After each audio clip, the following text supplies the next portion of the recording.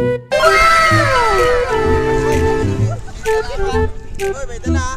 Oh, video. Yan.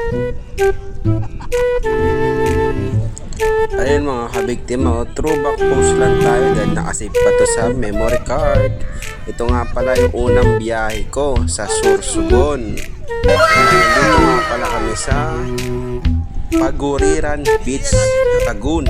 Dito lang yung matatagpuan sa Sorsogon. Kasama ko nga pala yung mga grupo ko noon, ang third gear. Ayan,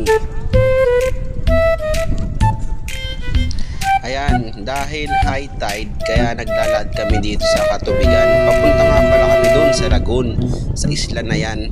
Sa gitna niyan mga kabiktima may tubig. High tide kasi kaya ganito, dumadaan kami sa Katubigan. Napakalinaw ng tubig oh. Pero pag low tide to mga kabiktima, wala kang makikita ng tubig talaga dito. As in, buhangin lang yung lalakarin mo pabalik doon sa mga cottage namin. Ang ganda dito mga kabiktima, tayo nyo din pumunta ng Sorsogon, Paguriran Beach Resort. MJ, tumayo ka kasi.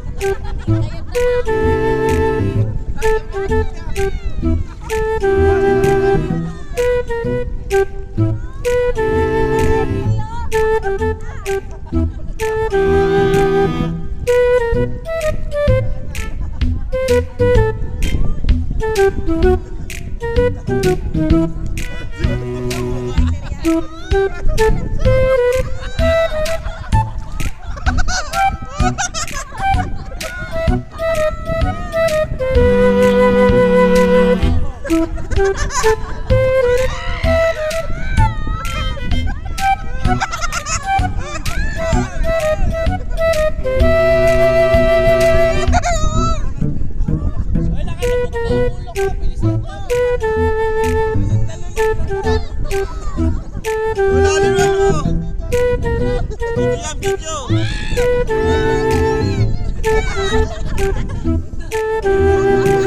Disclaimer lang napakababaw lang po nito Nag-i-enjoy lang po kami sa Katubigan dito sa Sorsogon. Ang ganda kasi ng dagat. Mamaya ma-report na naman tayo niyan Lolo Mitz Ayan, lino. Kitang kita mo talaga mga kabiktima yung buhangin sa nilalakaran namin.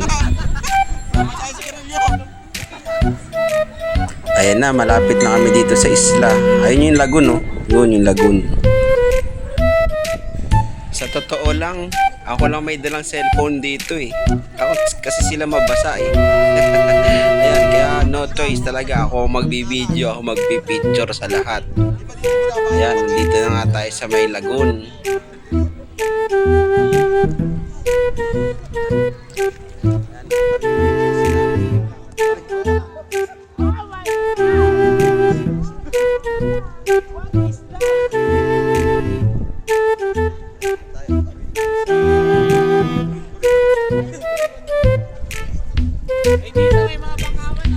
Ayun nakikita nyo ba yung nasa likod ko, diba? Ang ganda nyan, lagoon. Aakyat pa kayo mamaya dun sa taas nyan. Kaso wala yata ang video nyan kasi puro picture lang. Ayun ang ganda ng lagoon Ang daming isda dyan, iba-ibang kulay. Siyempre bawal hulihin yun. Kaya tamang video, picture lang kami. Ang macho ni Jojo